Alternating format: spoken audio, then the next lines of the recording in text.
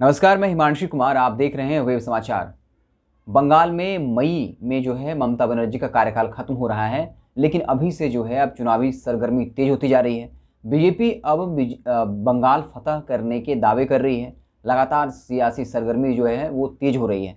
इसी बीच आप देखेंगे, चाहे वो राष्ट्रीय मीडिया हो या जितने अखबार हो, अब ये जो है बंगाल चुनाव की ओर शिफ्ट कर रहा है। आप समझ सकते हैं। मुझे लगता है कि बंगाल एक ऐसा राज्य है जहाँ चुनाव से 5 महीने पहले इस तरीके से लग रहा है कि आने वाले कुछ दिनों में ही बंगाल में चुनाव है। कई राज्य में इस तरह का माहौल क्रिएट तब होता है जब कुछ महीने, एक आध महीने बचते हैं, उससे कम वक्त बचते हैं। लेकिन 5 महीने पहले बंगाल चुनाव होने से पहले लगातार जो है अब सियासी माहौल गर्माता जा रहा है। हम आपको बता दें कि बीजेपी इस बार फतह करने की कोशिश कर रही है, क्योंकि बीजेपी का जिक्र हम इसलिए कर रहे हैं क्योंकि हम इसमें जेएमएम का जिक्र करेंगे। लेकिन उसके पहले हम बीजेपी का जिक्र क्यों कर रहे हैं हम आपको बताएंगे। आपको बता 2016 में बीजेपी को 3 सीटें मिली थी।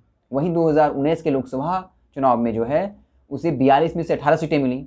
बीजेपी को 2016 के विधानसभा चुनाव में 10% मत मिले, लेकिन 2019 की लोकसभा चुनाव में 40% मत मिले। और यही वो चीज़ें हैं जो बीजेपी की जो हिम्मत है उसको लगातार बढ़ा रहा है।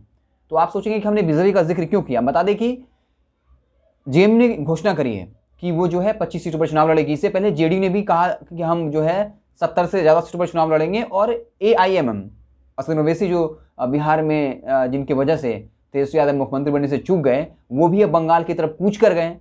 तो अब जो है मामला दिलचस्प इसलिए हो रहा है कि अगर ये पार्टियां बंगाल में चुनाव लड़ेंगी तो बीजेपी का रास्ता जो है वो साफ होता चला जाएगा। क्योंकि बंगाल में कहा जा रहा है कि ममता बनर्जी और नरेंद्र मोदी के बीच में साफ लड़ाई है।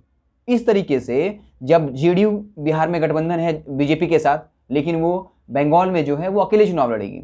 उसी तरीके से आईएम जो है वो भी कह रही है कि हम 90 सीटों पर चुनाव लड़ेंगे, वैसे सीटों पर जहां मुस्लिम आबादी ज़्यादा है। और ये सबको पता है कि ममता बनर्जी कहीं ना कहीं एक वोट बैंक के तौर पे इस्तेमाल करती रही हैं। उन पर लगातार तुष्टीकरण का आरोप लगता रहा है। तो इस तरीके से जब झारखंड मुक्ति मोर्चा ने यह स्पष्ट कर दिया है, और आज बाकायदा आज 12 बजे से उनकी जो है मीटिंग थी वेस्ट बंगाल में, तमाम जो जेएमएम के नेता हैं, और वो कह रहे हैं कि हम 25 सीटों पर कम से कम चुनाव लड़ेंगे। खास करके मालदा, जंगल महल और एक और इलाका है जहां पर वो चुनाव लड़ेंगे, जेएमएम चुनाव लड़ेगी, क्योंकि वहां पर झारखंड के जो आदिवासी बहुल क्षेत्र के लोग हैं उनकी संख्या ज़्यादा है। तो वो उन 25 सीटों पर, खास करके 3 सीट, आपको पता होगा कि ये ऐसी पार्टियां जो हैं वो ज़्यादा सीटों पर चुनाव तो लड़ती हैं, लेकिन उनका जो उनकी जो नज़र होती है वो 2-3 चुनावों पर होती है, 2-3 सीटों पर होती है, माफ़ करिएगा, 2-3, 4-5 सीटों पे होती है। असद ओवैसी ने 5 सीटें जीती। तो ये अगले चुनाव के लिए काफ़ी जो है कहते हैं इम्पैक्ट डालता है। तो इस तरीके से अब जो है बीजेपी वहाँ पर उसका रास्ता जो है साफ होता दिख रहा है। जिस तरीके से तमाम विपक्षी पार्टियां जो बीजेपी के अगेंस्ट का वोट है उसमें अब खराब हो जाएगा। हमने आपको डेटा बता दिया कि जेडीयू कितनी सीटों पर चुनाव लड़ने वाली है, जेएमएम कितनी सीटों पर चुनाव लड़ेगी। साथ ही साथ एआईएम के अध्यक्ष असद ओवैसी ने भी स्पष्ट कर दिया है कि हम 90 सीटों पर चुनाव लड़ेंगे। हालांकि हम बता दें कि बीजेपी के जो नेता हैं झारखंड के, उन्होंने स्पष्ट तौर पे तंज कसते हुए कहा कि बंगाल में जो है इस बार सिर्फ मोदी मैजिक चलने वाला है।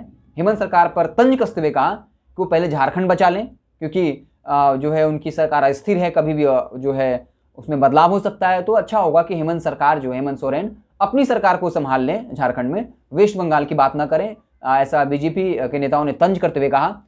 तो इस तरीके से आप देख रहे थे वेब समाचार। अगर आपको हमारा वीडियो पसंद आया तो लाइक करें, कुछ सुझाव देना चाहते हैं तो कमेंट के जरिए बताएं, और अगर आपने हमारे चैनल को सब्सक्राइब नहीं किया तो सब्सक्राइब जरूर कर लीजिएगा। बहुत बहुत धन्यवाद।